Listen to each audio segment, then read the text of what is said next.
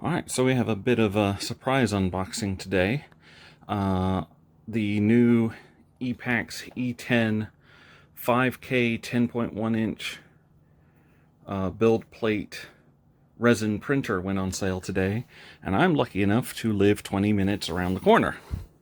This wasn't a pre-order, so I was able to pay my money, drive my car, and pick up this big old box.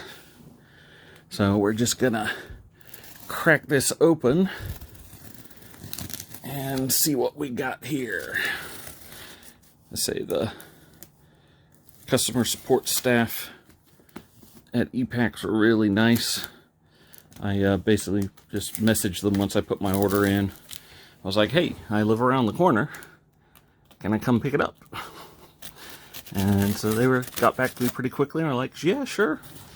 And 20-minute drive later, I was loading it into my car, which fortunately my car has enough trunk space for it.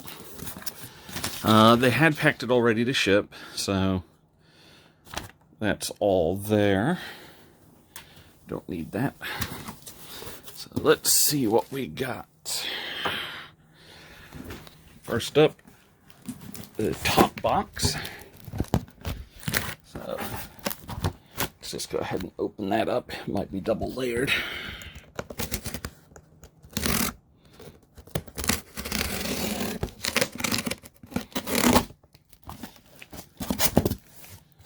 Alright. So we've got some styrofoam here at the top. Very big styrofoam. Yeah, so this is going to be the whole thing. So I'm going to go ahead and pause while I get this out. Okay, so as we can see, nicely packed in the box, two big old pieces of foam. So we've got our top piece. We've got it sitting here next to my CR10 Max, which in and of itself is a giant beast. Alright, we got a quick start guide. Please read. So, printer is boxed with plenty of styrofoam to guard it. If you see any damage on the box and the printer, please take some photos of said damage for records. Recommend keeping the packing material for some time in case you decide to return the machine for whatever reason. Machine can be damaged heavily during shipping, and we'd like to avoid this when possible. Me too, which is why I drove out and got it. So this is for the E6 is listing there. The E10 is 15.5 kilograms or 34.2 pounds. It's not super heavy, but with my back it still feels it. But the packing is tight, so we recommend having a friend help you. All of the accessories are packed in the styrofoam within the printer. Remove each foam layer starting from the top and be careful when doing so, as there are tools and parts in the foam.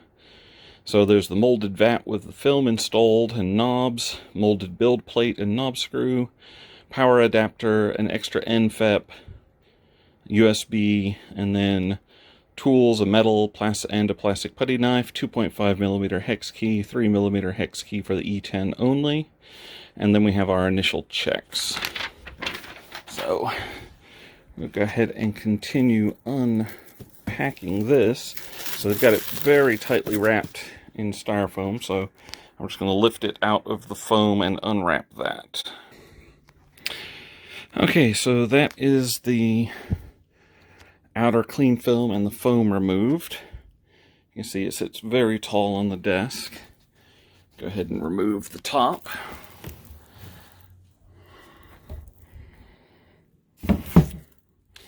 So the top is in very good condition. No cracks or anything that I can see. I'll unwrap that in a bit. And now to the meat. So we've got this baggie that I've got to remove, and we can get to the foam. Okay, so we can see all of the stacked foam. So I need to carefully remove these. So this is the top one. We've got our power cable, spare nFEP, knob, and our metal and plastic spatulas.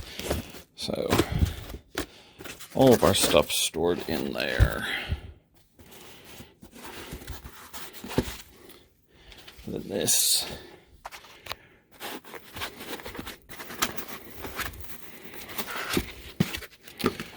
We've got the molded build plate. So hopefully they'll be doing a all metal upgrade. But the E6 and the E10 both have a molded plastic build plate instead. And you can see that thing is massive. So did I put there? So this is what, almost, I'd say 5.5 usable. So 5.5 inches usable, and probably 9 inches usable.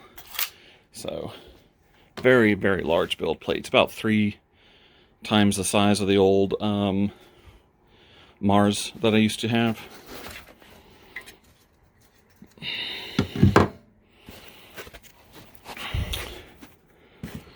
Okay, and so here we have the vat and some filters for resin, and this has already got we'll have to take that out and do our test with it. Okay, so we've powered up the machine, so that way we can get the vat out easier. So of note, the power plug itself is in the back. There we go. And then on the side, you have your USB, your power switch, and a Ethernet port. All right, so refer to our first use guide. Check the light source and screen after turning on printer. First thing you should do is check and make sure the light source and screen are functional. I'm going to skip to the second step, which is to check the Z-axis movement so I can actually raise this thing up and get a look at the screen. So we've got our handy touch screen. We're going to go to Tool, Manual, and Home.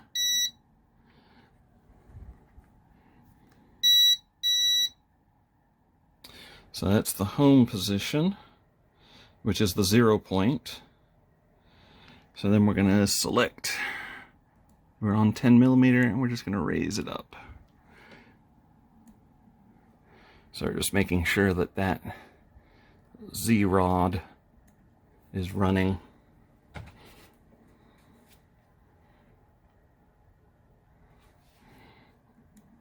Alright, let's get it up a little bit more, make it easier for me to pull this thing off. Alright. So we have these little turn screws for the vat, and they come off because the pegs themselves are actually in the printer. This is another reason we have to raise the build plate up first, is because you have to lift the vat up off the pegs. So a little different than some vats I've worked with. So I'm going to use both hands to do this. Unfortunately, I don't have my camera holder. Okay, so the vat is off. Just have this piece of paper here. So now we can go back to step number 1 and check the light source. So we're going to go back on our menu and Tool and then Exposure. And then just hit Next. And there we go.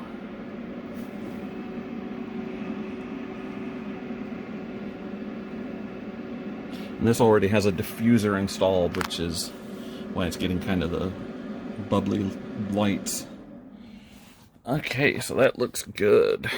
Alright, so next step would be to install the build plate. Which I'm going to go ahead and raise this up some because it needs to be. I don't know, 10 millimeters on something this big, you might need to have a higher adjustment.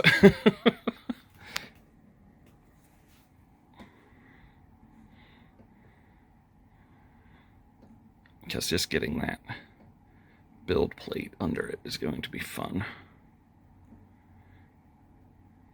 Okay. Insert the arm through the build plate and screw it down with the knob screw. The build plate should come pre-leveled. You can test the level by laying a piece of paper on the screen and pressing the home button to move. Tugging on the paper should give some resistance, but not so much that the paper, when pulled, that it rips the paper. So, we're going to take our build plate here, so it just slides right on, and then we have our adjuster knob here, which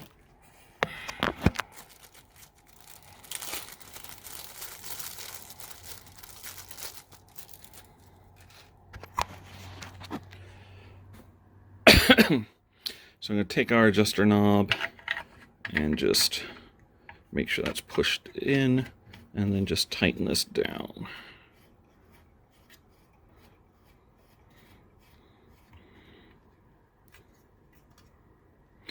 We don't need to over tighten it, we just need to make sure it's not going to move. So we're going to go ahead, take the piece of paper it came with, which is perfectly sized for this, and then do our home test.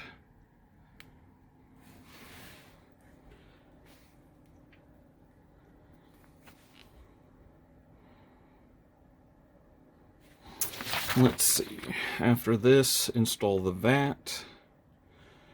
The VAT should come pre-installed with our nFEP. Then I have to set up Tri2Pox and do my first print.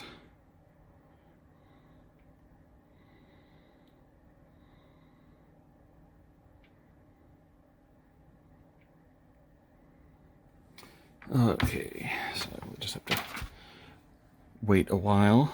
These motors don't need to be fast because they're only going, 0.0 something millimeters when they're printing, so better to be accurate than quick.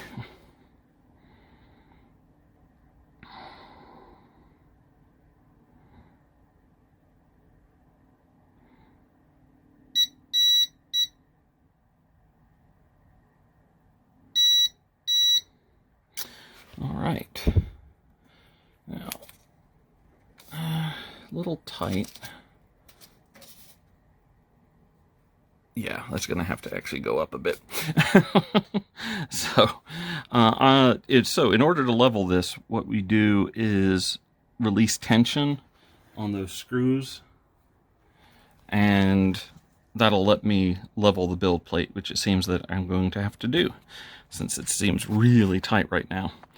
So I'm going to do that. But yeah, that's the E10 5K, super massive 10.1 inch screen, and hopefully we'll have some cool models printed up soon.